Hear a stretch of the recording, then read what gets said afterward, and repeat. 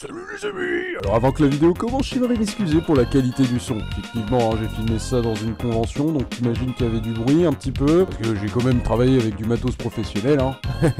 Non, c'est pas vrai. Bon voilà, maintenant vous êtes prévenus. Surtout, n'oubliez pas de mettre un petit pouce, hein, ça fait plaisir. Et surtout, à vous abonner, hein. Ça aussi, c'est bien, ça.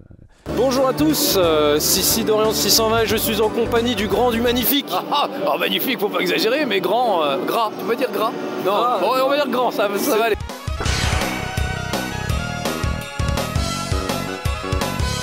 C'est vrai, alors est-ce que tu veux commencer déjà par ce point-là, que t'as un petit peu changé physiquement? Bah oui, on vieillit, tu sais, et voilà, des années de pâte à tartiner chocolatée, ça bouscule un homme, forcément. T'as 55 ans, il me semble. Exactement, exactement. 55 ans. Depuis les années 90 que tu animes des émissions de jeux. Ouais. Je crois en 98 que tu as commencé pour être précis. Ouais, exactement, avec Game One. On a commencé avec Level One, c'est l'ancêtre du Let's Play. Le toute première émission où un imbécile s'est filmé en train de jouer à un jeu vidéo, quoi. Voilà. T'as un peu dépassé, on va dire, Télévisateur 2, où là c'était le concept, c'était on prend des gamins, on les défonce à Last Resort, à Virtual Racing. C'est moche ce qu'il faisait Cyril, je le reconnais. Ouais. Mais je me suis posé la question, je me suis demandé est-ce que Cyril, avant moi dans Télévisateur 2, a pas été le premier let's player finalement? Donc je lui ai demandé, et il m'a dit non, en fait, effectivement on recevait des gamins et on faisait des concours, mais il n'y avait pas l'idée de jouer à un jeu, de raconter un peu le jeu, de donner son avis pour qu'au final le spectateur sache s'il a envie d'acheter un jeu ou pas, quoi. Voilà. Donc on va passer à une interview de ouf que je te réserve. Et voilà des petites questions simples pour 2022, donc d'où est venu tout simplement ta passion du jeu vidéo? C'est comme Obélix, je suis tombé dedans quand j'étais petit. Mon papa a ramené un Pong des États-Unis en 77 je pense. Ah là, et voilà. Postal Star du coup. Ouais, c'était vrai, je crois que c'était même pas une marque, je sais pas si c'était comme marque. Mais en tout cas voilà, il y avait le jeu de tennis Pong, même pas le casse-brique, mais la pelote basque qui renvoyait la balle sur un mur. Mais voilà, c'était convivial, on pouvait jouer en famille et tout de suite ça m'a plu, donc on s'y est mis en famille en fait. Quelles sont tes chaînes YouTube préférées ou tes émissions de télé préférées? C'est Level One, mon émission de télé préférée. Tu te fous de moi. Moi j'adore les mecs comme le joueur du grenier, j'aime bien les gens qui écrivent, qui jouent leur truc, qui vraiment mettent en scène les choses avec de l'humour, moi il faut que ce soit drôle. Donc voilà, j'adore ça. Pour le rétro gaming, j'adore Conquerax, Edward, tu vois, des mecs comme ça. Ouais. Qui sont très jeunes pourtant, mais qui vont vraiment très bien te raconter l'histoire du jeu vidéo. Peut-être même d'époques qu'ils n'ont pas vécu, mais c'est tellement des mecs qui sont passionnés par ça que vraiment ils ont plein de choses à raconter et c'est vraiment super, quoi. Avant de devenir journaliste, quelle était ta profession? Alors j'ai travaillé l'été à la poste, au guichet, je vendais des timbres et tout ça, voilà. C'est le seul vrai métier que j'ai vraiment fait dans ma vie. Ah mais c'est un métier ce que tu fais. C'est un vrai métier, oui, voilà. Oui c'est vrai, oui. C'est quand même un métier. Oui, c'est vrai, mais comme je suis payé pour jouer, j'ai toujours du mal à considérer que c'est un métier. Mais... non, mais t'as raison, bien sûr.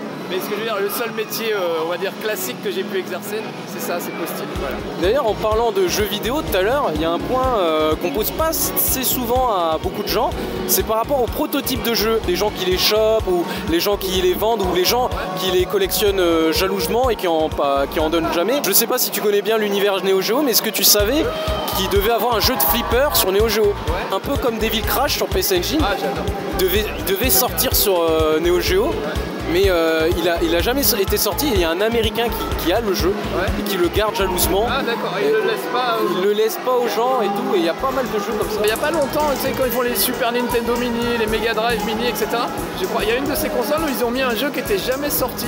Je sais pas si c'était pas Star Fox 4. Star Fox 2 sur SNES Mini. Donc c'est génial quand tout à coup ça ressurgit et tu peux les essayer. C'est marrant. Après, si c'est pas sorti, c'est aussi qu'il y a des bonnes raisons. C'est sans doute pas des très bons jeux. Pour Star Wing 2, c'est qu'il est sorti déjà en fin de vie de la console. Ouais. Et qu'aussi à partir de 96, tu avais déjà les consoles en 3D. Enfin, ça existait déjà, mais tu avais des meilleures technologies. Je veux dire, il est sorti en même temps que Tomb Raider et Resident Evil. Donc forcément, il s'est pris une douille. Et de la Nintendo 64. J'aimerais qu'ils reviennent à l'époque de la Nintendo 64, Nintendo, parce qu'au moins ils étaient créatifs. Il y avait, même si c'est rare qu'ils les faisaient, il y avait GoldenEye, Conquer Bad Fur Day, Banjo et Kazooie. Ils ont créé plein de nouvelles licences à cette occasion. Ton plus beau et ton pire souvenir dans ta vie de journaliste ou de gamer? Plus beau souvenir dans la vie de gamer, c'est le fait d'avoir pu faire l'Intrépide, mon super-héros de jeux vidéo, grâce aux gens qui me suivent depuis longtemps. Et quand ils ont vu ce super-héros que j'avais créé quand j'avais 10 ans, ils ont dit il faut faire la suite. Et grâce à eux, on a réussi à la faire et ça s'est retrouvé à la FNAC à côté d'Iron Man, ce qui était improbable, tu vois, par ordre alphabétique. Donc ça, c'est le plus beau truc qui me soit arrivé dans ma carrière. Le pire, moi, franchement, il n'y a pas... J'ai testé des merdes, genre Superman Titus sur Nintendo 64, justement, tu vois. Là, tu te dis, ça va jamais finir, quoi. Mais franchement, c'est un métier où il y a énormément de bonnes choses. J'ai pas eu vraiment de coups durs, de choses... Alors après, la tristesse de voir finir nos lives, par exemple, tu vois, des choses comme ça. Mais dans le cadre normal de mon activité, non, j'ai jamais eu de coups durs, en fait. Vraiment, quand on est payé pour jouer, on peut pas se plaindre, tu vois, donc je me plains pas. Ça va être des versus à chaque fois. Tu vas me dire lequel que tu préfères. Alors là, j'ai déjà ma petite réponse.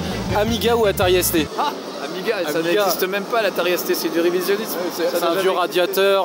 Voilà, ça servait à rien. À caler un meuble à la rigueur. Sega forever. Sega ou Nintendo, tiens?